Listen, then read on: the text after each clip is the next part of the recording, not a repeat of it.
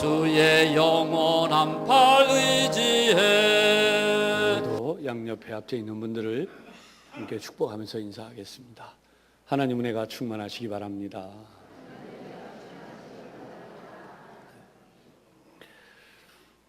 참된 예배자가 되라. 오늘 여러분들과 나눌 말씀의 제목입니다. 성경에는 세 종류의 사람들을 기록하고 있습니다. 첫 번째는 예수님을 기다렸으나 끝내 예배하지 못한 사람들이 있었습니다. 두 번째는 예수님을 기다리다가 마침내 예배한 사람들이 있었습니다. 세 번째는 예수님을 예배하도록 초청된 사람들이 있었습니다. 첫 번째 부류인 예수님을 기다렸으나 끝내 예배하지 못한 사람들은 늘 예수님을 코앞에서 바라보았던 대제사장, 바리새인, 서기관, 바로 이런 사람들이었습니다. 두 번째 부류, 예수님을 기다리다가 마침내 예배한 사람은 바로 오늘 본문에도 등장하는 동방의 박사들입니다. 세 번째 부류는 바로 목동들이지요. 그런데 우리들 역시도 세 번째 부류에 들어갑니다. 하나님의 초청이 있고 천사들을 통하여 안내를 받았던 바로 목동들처럼 우리들도 주님의 초청을 받았기 때문입니다. 어떤 분들은 숫자가 많지는 않아도 꿈속에서 주님이 나타나셔서 예수를 믿으라 권면한 분도 있을 수 있고, 또 예외이지만 사업과 또 일터에 또 건강에 어려움이 있어서 하나님께 나오게 됩니다. 특별히 기도원에 가서 기도하다가 하나님의 음성을 듣고 구원받은 분들도 있습니다. 그러나 대부분은 사람들을 보내시죠. 친구들이 교회에 가자 그래서 교회에 나오거나 부모님들이 교회에 가자고 해서 신앙생활을 하게 됩니다. 또는 남편과 아내로 만났는데 두 중에 어느 쪽인가 믿음이 있어서 이제 신앙생활을 합시다. 그래 안내를 받아서 교회를 나오는 경우들이 많이 있죠. 그런데 이 모든 것에 가장 중요한 것은 주님의 초청, 주님의 부르심이 있었다는 것입니다. 주님의 초청에 가장 잘 응답하는 비결이 뭐냐? 그것이 바로 예배라는 것입니다. 그렇다면 어떻게 참된 예배자가 될 수 있을까요? 로마서 12장 1절은 이렇게 말씀을 소개해요. 그러므로 형제들아 내가 하나님의 모든 자비하심으로 너희를 권하노니 너희 몸을 하나님이 기뻐하시는 거룩한 산 제사로 드리라. 이는 너희의 드릴 영적 예배니라. 하나님은 참된 예배자를 찾고 있다는 거예요. 그런데 그 참된 예배자는 바로 우리 몸을 하나님 앞에 드리되 그냥 드리는 것이 아니라 거룩한 제물처럼 하나님 앞에 드리는 것이죠. 어떻게 이 거룩한 제물로 우리의 몸을 드릴 수 있겠습니까? 요한복음 4장 사마리아 여인에게 하신 예수님의 말씀 속에 우리의 몸을 거룩한 산 제물로 드리는 비결이 나와요. 영과 진리로 예배할지니라. 영이라고 하는 것은 성령의 인도하심을 따라가는 것. 진리라고 하는 것은 하나님의 말씀을 따라서 우리가 하나님 앞에 나아가는 것을 가르치는 거예요. 이 세상은 이러한 부분에 대하여 무지한 것이 많습니다. 종종 보면 특정한 교회 건물 또는 특정한 장소를 자꾸만 예배 장소로만 생각하려는 경향이 많아지고, 사랑하는 여러분, 이런 부분이 성경에는 우리에게 명백하게 하나님의 뜻이 아님을 보여주신 내용이 있어요. 오늘 성경에 등장하는 인물이 있습니다. 바로 헤롯 왕입니다.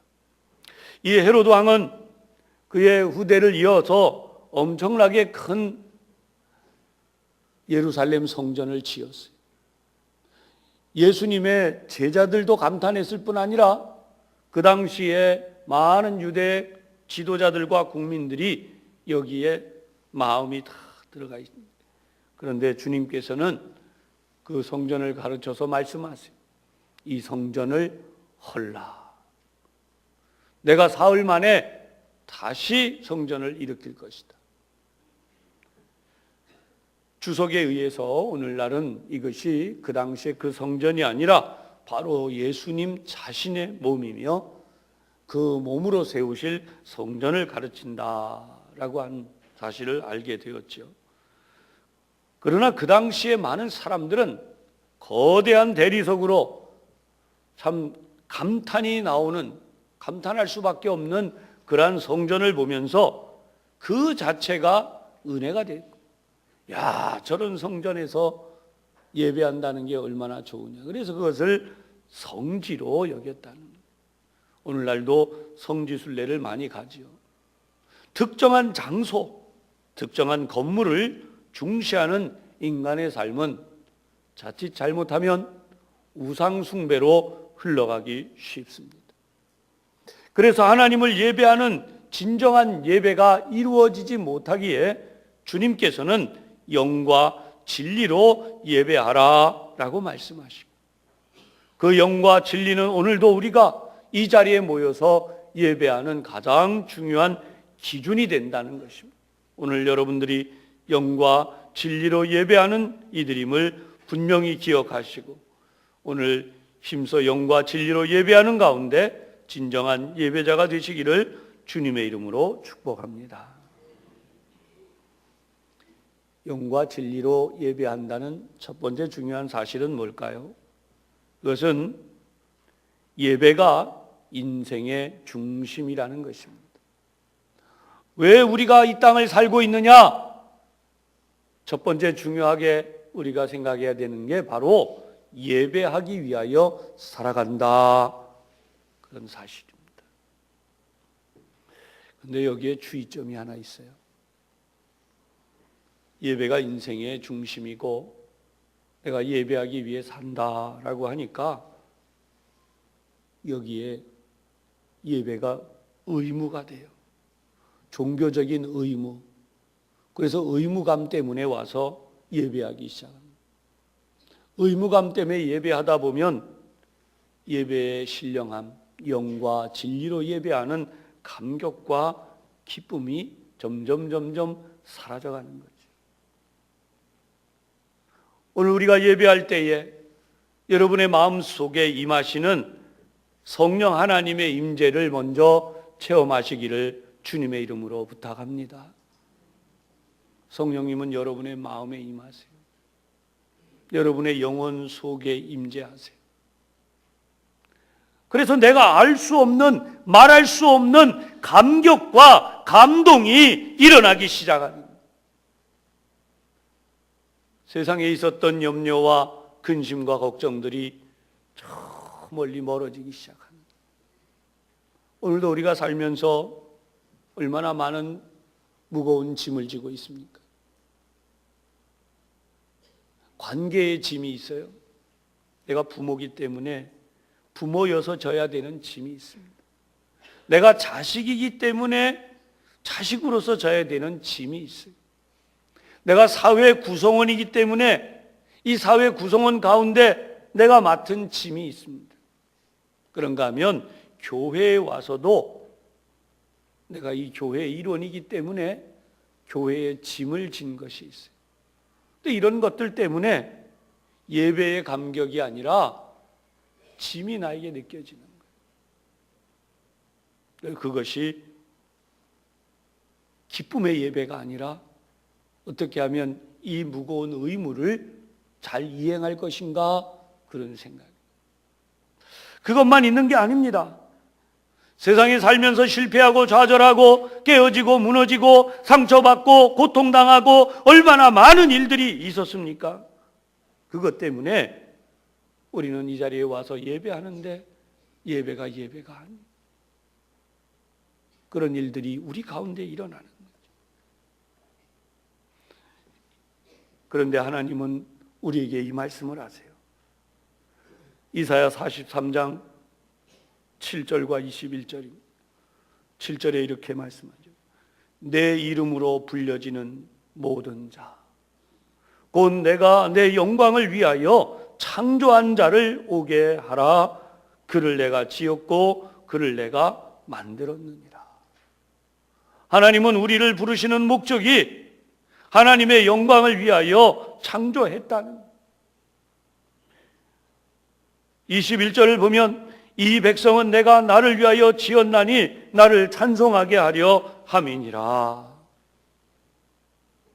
여러분, 우리가 살고 있는 이 세상은 모두 다 하나님의 영광을 위하여 운행이 되어집니다. 세상 사람들은 운이라고 이야기하죠. 운이 좋았다. 그렇지만 어떤 사람은 행운의 여신이다. 행운의 여신이 미소를 지었다. 사랑하는 여러분, 성경은 명백하게 그러한 모든 것들을 하나님이 창조하신다는, 이 세상의 삼라만상이 흘러가는 모든 것들이 하나님의 손길 아래서 하나님의 영광을 드러내고 나타나기 위하여서 흘러가고 있다는 것입니다. 세계 정치와 경제의 흐름이나 모든 문화적인 흘러가는 흐름이 전부 다 하나님의 영광을 위하여 흘러가고 있다는 거예요. 그런 하나님의 거룩하신 창조의 섭리와 별개로 사단이 인간에게 들어와서 인간의 삶을 흔들어 놨습니다. 창세기 3장에 보면 아담과 하와가 이런 하나님의 영광, 하나님의 그 거룩하신 뜻으로 흘러가는 것들을 대적하여 그들이 하나님이 되고자 합니다. 하나님이 없어도 살아간다고 믿게 만들었어요. 그래서 오늘날 모든 사람들의 마음속에 이 죄의 뿌리가 왕성하게 활동합니다. 하나님이 없어도 된다. 하나님을 예배하는 것이 아니라 내가 나를 예배하는 인간인 내가 내 인생의 주인으로 살아간다. 그것이 오늘 이 세상에 편만해졌어요. 사랑하는 여러분, 이것이 바로 인간으로 하여금 하나님의 복을 받지 못하게 하고 실패하고 무너지게 만드는 바로 그것인데, 그 실패의 가장 마지막이 무엇이냐? 하나님의 나라에 들어가지 못하고 생명의 길, 하나님이 주신 구원의 길, 그 길에 가지 못하고 멸망의 길과 사망의 길을 가고 마는 것입니다. 이러한 인간을 불쌍히 여기셔서 하나님이 인간을 구원하시기 위하여 이 땅에 내려오셨습니다. 그것이 바로 오늘 본문에 등장하는 아기 예수의 모습입니다. 이러한 아기 예수의 모습을 송두리째 뭉개고 없애버리려고 했던 것이 사단의 계획으로, 그 사단의 도구가 되어졌던 헤롯과 그를 추종하던 대제사장과 서기관 그 무리들의 이야기가 이 본문에 기록되어져 있습니다. 인간은 누가 뭐라 그래도 하나님이 사랑하시는 존재, 하나님을 알아보고 하나님의 손으로 지으심을 받은 존재로서 하나님의 복을 받아야 하는 존재입니다. 만약 우리가 이 땅에서 하나님의 복을 받지 아니하고 내가 내 뜻대로 가고 하나님의 거룩하신 뜻과 관계없이 살아가려 한다면 이 세상 삼라만상이 흘러가는 하나님의 복의 거룩하신 뜻과는 별개로 움직이기 때문에 그 사람은 복을 받지 못하게 되고 그 사람은 고통과 어려움 속에 빠질 수밖에 없습니다. 그러므로 누구든지 하나님의 복을 받고자 하는 자는 하나님을 참으로 예배하는 참된 예배자가 되어야 하는 것입니다. 참된 예배자가 될 때에 그는 하나님의 주시는 복을 다시 받을 수가 있는 것입니다. 에베소서 1장 5절과 6절에 이 말씀이 나와요. 그 기쁘신 뜻대로 우리를 예정하사 예수 그리스도로 말미암아 자기의 아들들이 되게 하셨습니다. 하나님의 자녀가 되게 하신, 이는 그가 사랑하시는 자 안에서 우리에게 거저 주시는 바 그의 은혜의 영광을 찬송하게 하려는 것이라. 세상에 많은 사람들은 다 이렇게 얘기합니다. 시간을 아껴야 되고 돈을 아껴야 되고 능력을 집중해야 되고 그래서 더 돈을 많이 벌고 더 많이 재산을 쌓고 더 높은 곳으로 올라가고 내가 노력하고 내 힘으로 다 그렇게 된다고 믿고 그런 방법으로 살아가려고 합니다. 사실 초장에는 좀 되는 듯해요. 그러나 연세가 들어갑니다. 나이가 40, 50, 60 여러분 연세 이 자리에 많은 분들이 있습니다. 알고 보면 그런 노력 안 한 분이 누가 있겠습니까? 그러나 지금에 이르러 깨닫게 되는 것은 바로 내 인생길이 다가 아니었구나. 하나님을 예배함 그 의미가 무엇인지 이제 뭔가 알기 시작하는 거죠. 마침내 이것이 하나님이 내게 주신 복이라는 것을 알게 되었는데 탄식이 하나 있어요. 내가 젊은 날에 이것을 진작에 알았더라면, 내가 이렇게 좌절하고 인생 살아보니 거기서 이게 다 색다른 것이 없는 오직 하나님을 예배함이 진짜 인생 길이요 승리의 길이요 복을 누리는 길임을 알게 되는 것들을 더 젊은 날에 알았더라면 얼마나 좋았을까. 그래서 앞서 보았던 로마서 12장 1절에 이어서 2절에는 이렇게 나와요. 너희는 이 세대를 본받지 말고 오직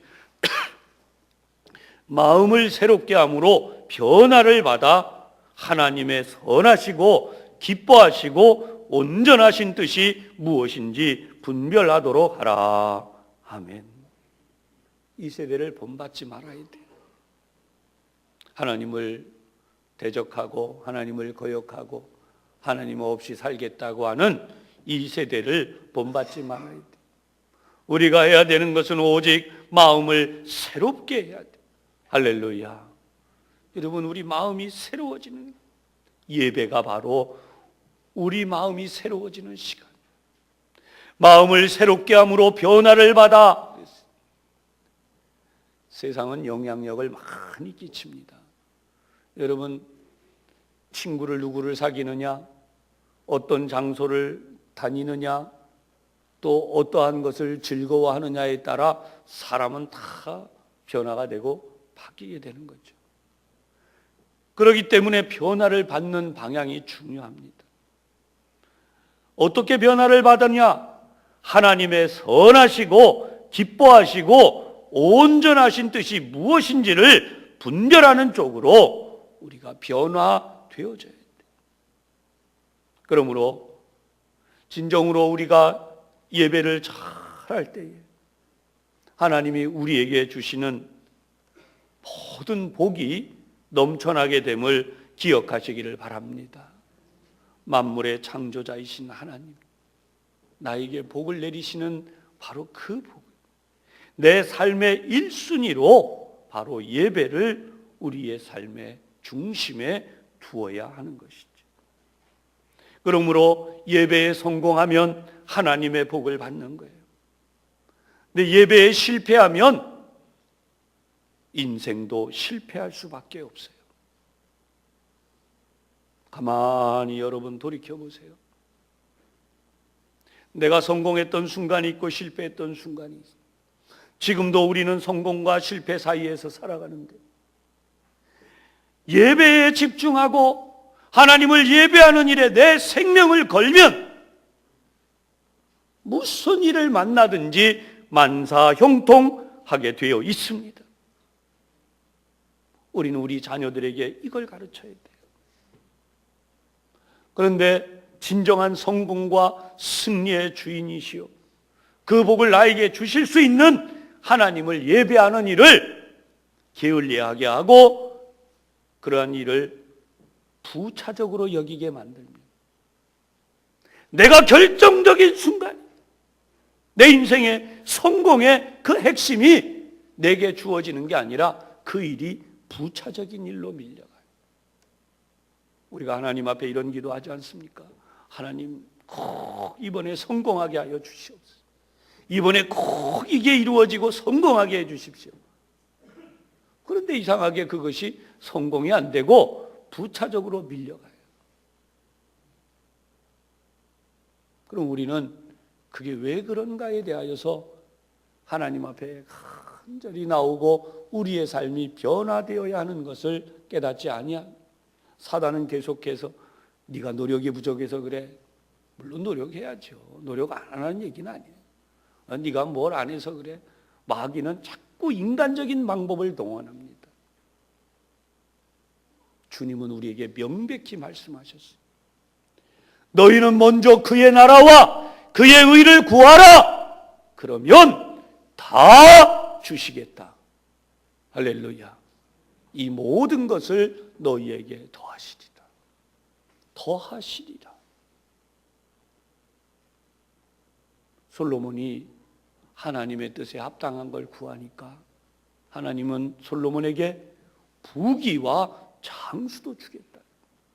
근데 일반적으로 보면 부귀와 장수가 첫째잖아요. 솔로몬은 그렇지 않았어요. 그가 타락하기 전에 그의 모습은 오직 하나님의 뜻을 구한다. 그랬더니 네가 원수를 멸하는 것도 구하지 않았고 네 왕권이 커져서 원수를 멸하는 것도 구하지 않았고 너의 부귀나 장수도 구하지 않았고 내가 너에게 맡긴 이 백성을 잘 치리하는 것을 하나님 마음에 합당했다. 그래서 내가 너에게 부귀도 주고 장수도 주겠다. 할렐루야. 우리가 이 부분을 바꿔놔요. 자꾸만. 성공하기 원하십니까?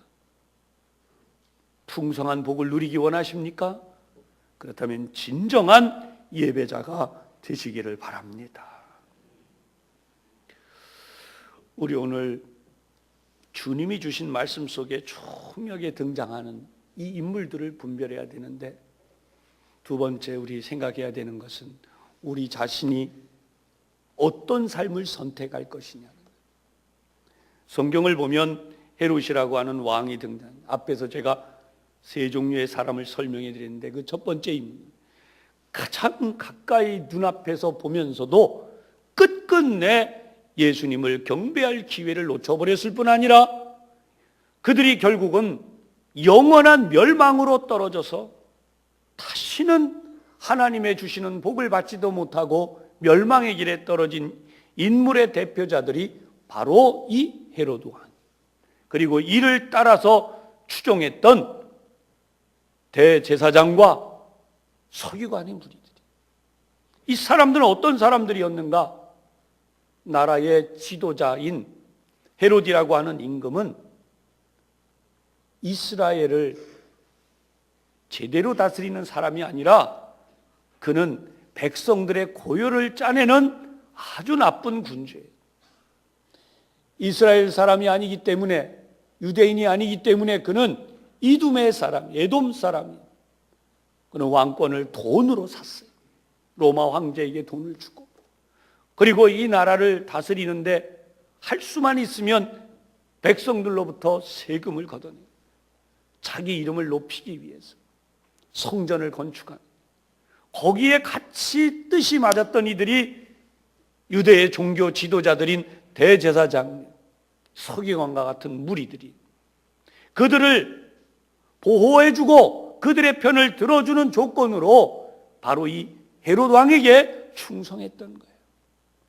그래서 오늘 성경을 보면 동방에서 박사들이 찾아왔는데 이들이 예루살렘에 도착해서 유대인의 왕으로 나신 분을 찾습니다 라고 할 때에 오늘 3절에 보면 헤롯 왕과 온 예루살렘이 소동했다 그랬어요. 그리고 이 소동 때문에 4절에 보면 왕은 대책을 세웠어요. 참 똑똑한 왕이죠. 헤롯 왕이 똑똑한 대책을 세웠는데 첫 번째 똑똑한 대책이 뭐냐? 대제사장과 서기관들을 모아서 그리스도가 어디서 나겠냐 물었더니 거기가 어디입니다 라고 얘기했어요. 성경 본문을 보면 예루살렘, 이 대도심이 아니라 변두리인 베들레헴이다 라고 이들이 답변. 알기는 참 잘 알았어요. 성경 공부도 많이 했고 연구도 많이 했던 것 같습니다. 그런데 중요한 것은 이들이 정작 예수님을 못 알아봤다는 거예요. 헤롯은 똑똑한 왕이요, 대단히 간교한 왕이기도 합니다. 그래서 두 번째 계책을 내놓습니다. 그것이 바로 이 박사들을 향해서 한 말이에요. 7절에 보면 헤롯이 가만히 박사들을 불러 별이 나타난 때를 자세히 묻고, 8절 베들레헴으로 보내며 이르되 아기를 찾으면 내게도 알려달라. 그래서 내가 가서 그에게 경배하게 하라 그랬어요.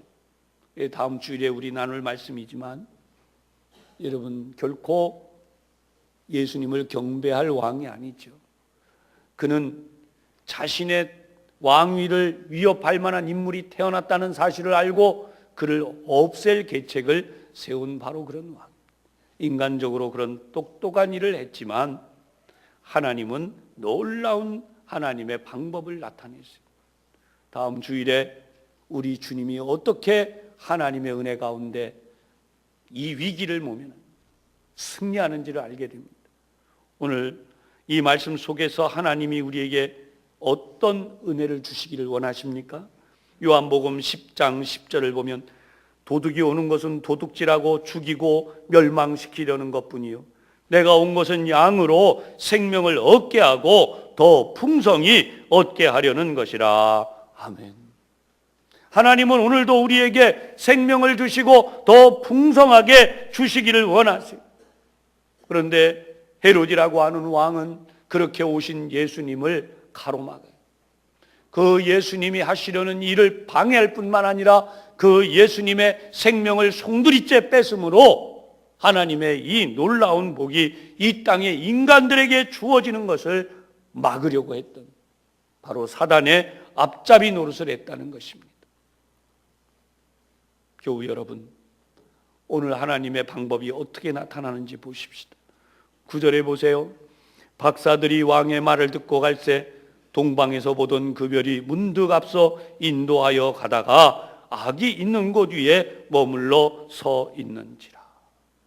왕은 안내할 수 없었고 왕은 안내하지 않았어요. 오히려 그를 꼬여서 자신이 하고자 하는 목적을 이용하려고 합니다. 그런데 하나님은 그것과 관계없이 별의 인도를 계속해 가세요.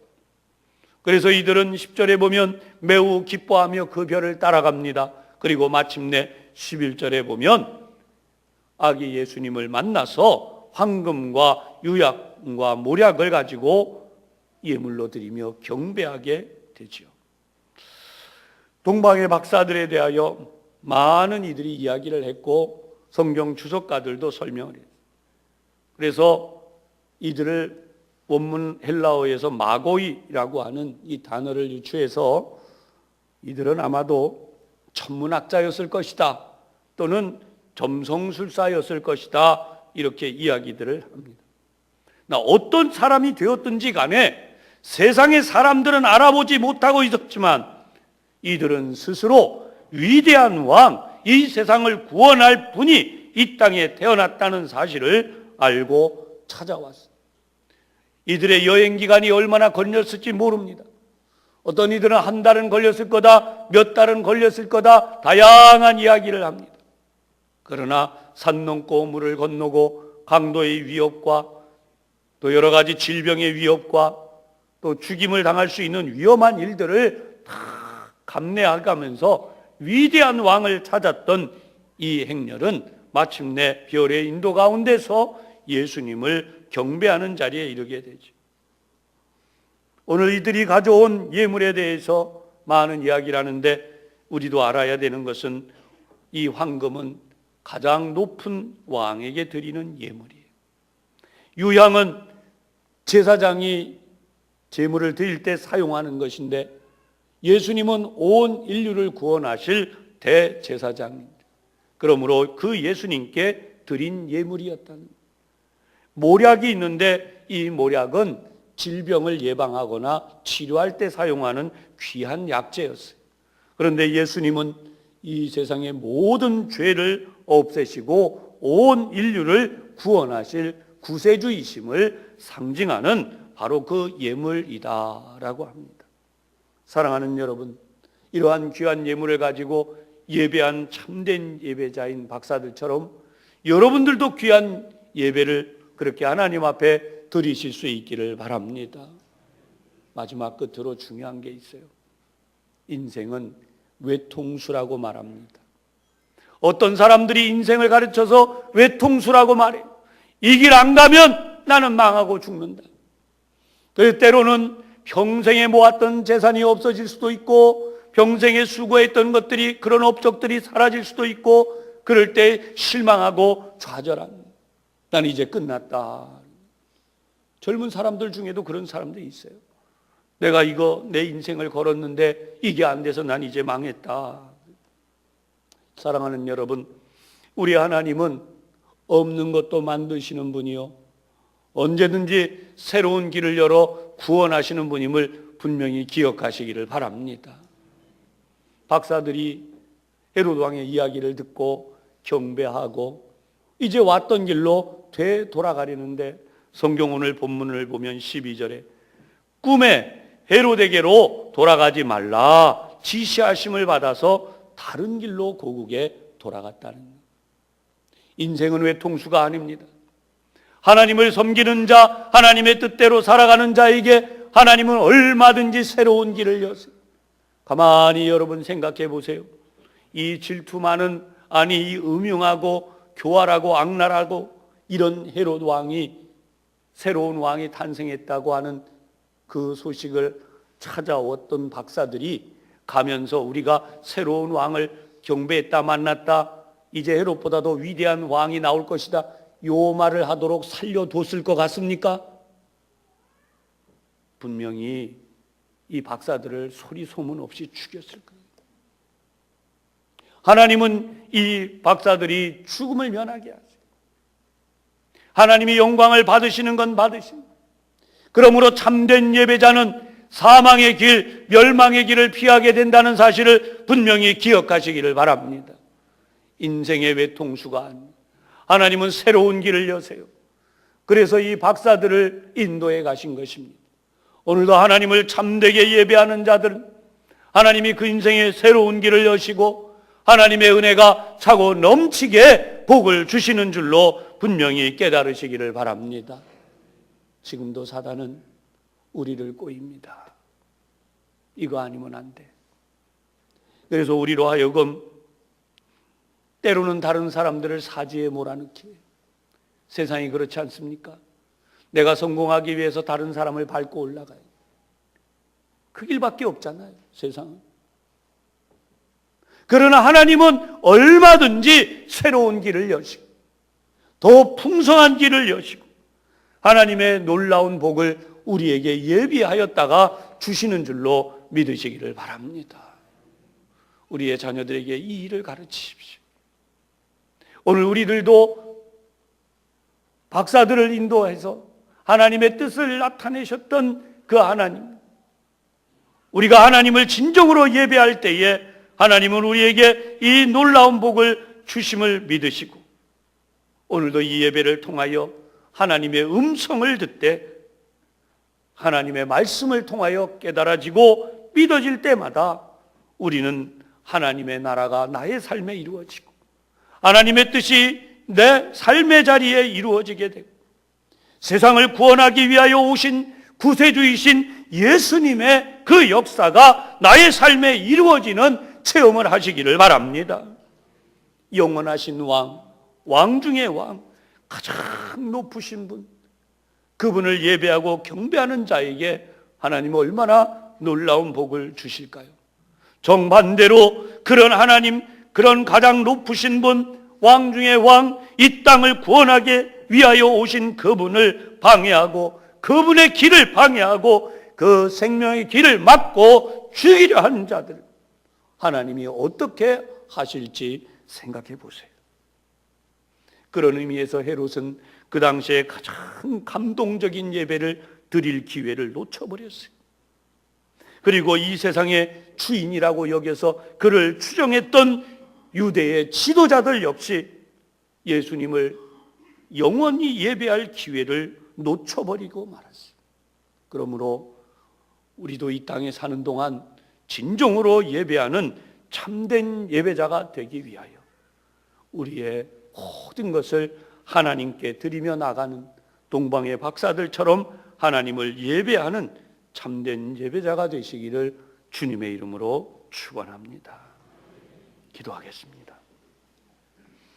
하나님 아버지, 우리를 사랑하사 이런 놀라운 은혜와 복을 주시니 감사를 드립니다. 언제나 예배하며 하나님의 말씀에 귀를 기울이며 예배를 내 삶의 중심에 놓음으로 참으로 복의 근원이시요 모든 복을 내리시는 하나님을 만나 그 하나님을 예배함으로 내 인생에 참된 복을 받는 우리 모두가 되게 하여 주옵소서. 예수님 이름으로 기도하옵나이다. 아멘.